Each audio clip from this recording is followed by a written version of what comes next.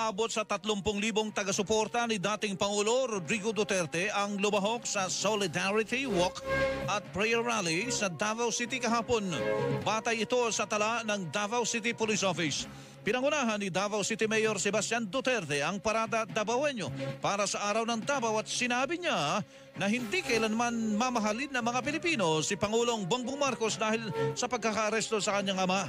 Ang pagdalaan niya sa kanyang ama sa International Criminal Court ay dahil sa mga traditional politician na ayaw ng pagbabago sa bansa na ginawa umano ng dating Pangulo sa administrasyon nito.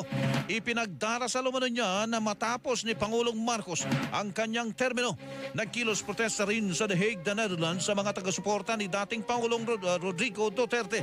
Sa ulat ng GMA Integrated News, nagmula pa sa iba't ibang lugar sa Europa ang mga dumalo sa protesta tulad sa Belgium, Ireland, France, Italy at mayroon ding galing sa United Kingdom.